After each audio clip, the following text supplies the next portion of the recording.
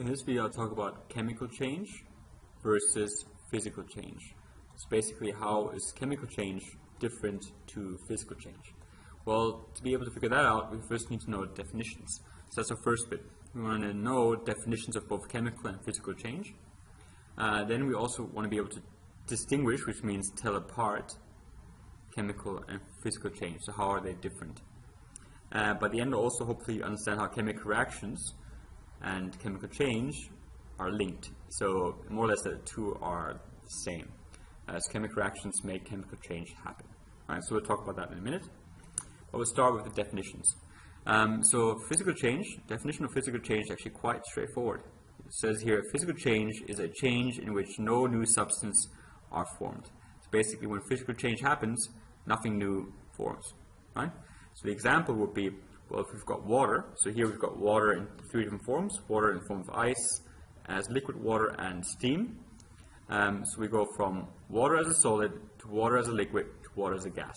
So that's ice here, liquid here, and then water vapor, gas here, right? So steam.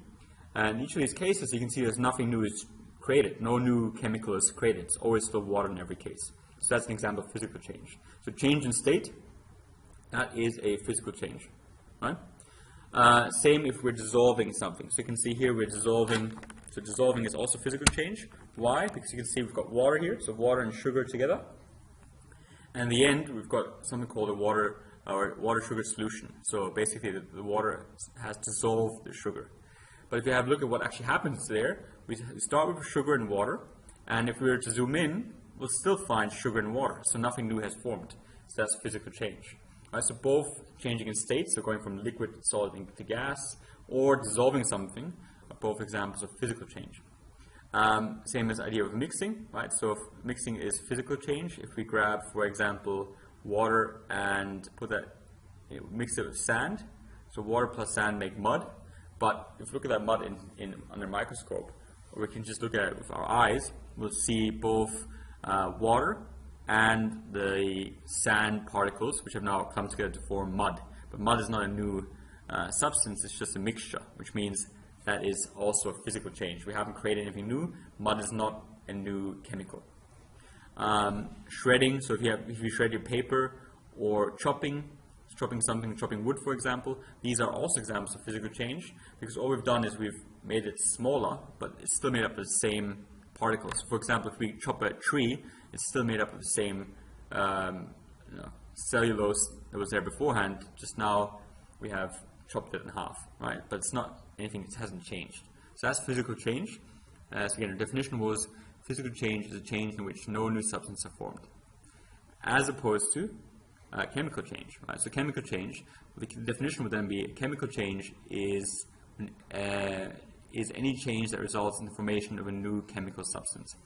So example, well, if we have wood and we burn wood, so we burn wood, so you can see wood's burning here.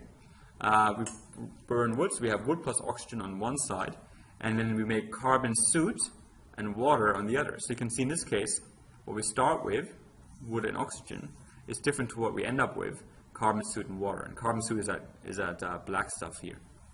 So that's chemical change, because we have formed a new chemical that wasn't there beforehand. And same with if, for example, bubbles form. Many cases, if bubbles form, not always, but in many cases, that's a chemical reaction. The example would be if we've got calcium carbonate and we put acid with the calcium carbonate.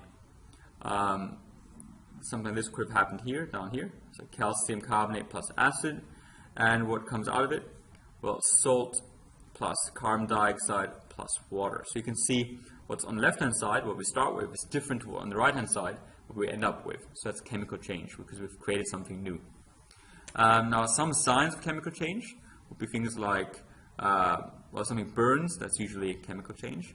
If the color changes, in this case, we mix these two together, and a new color has formed that wasn't there beforehand, that's usually a sign of a chemical reaction, so it's chemical change. And change in temperature, so if all of a sudden it gets very cold or very hot without us adding any heat to it, by itself, if it changes temperature, then that's a chemical change, a sign of a chemical change. I mentioned that bubbles form, that's not a sign of a chemical change. And then precipitation forms. So this is basically if kind of this powder forms in a liquid, that's usually we call it precipitate.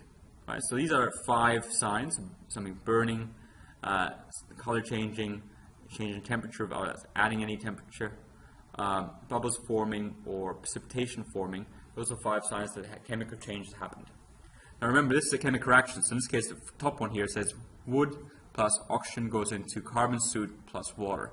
So chemical reactions show what kind of chemical changes happen. In this case, you can see the carbon, soot, and water have formed from the original wood and oxygen. Right?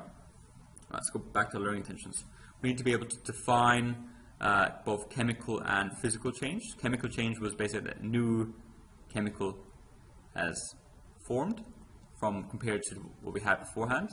Whereas physical change means there was no new chemical that formed. We might have changed the state, we might have changed the form, but no new chemicals have formed. Right? So that's the definition for physical change. Again, we can tell them apart because there's different signs. So chemical change were these 5 signs: bubbles forming, it burning, color changing, heat being absorbed, basically getting hotter or warmer for no apparent reason. Those were just 4 of those 5 you should know. And physical change, that's usually has to do with things like shredding or chopping something. We're not changing the chemical, we're just changing its form. Things like changing the state, right? Going from liquid, solid to gas, again not changing the actual chemical, just changing its state. And also if we were to dissolve something. So dissolving means the chemical is still the same, but now we have dissolved it.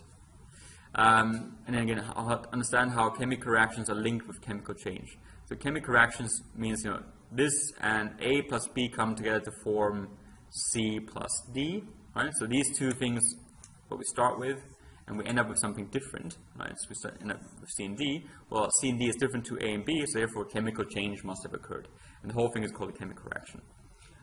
So that's what you should know from this video.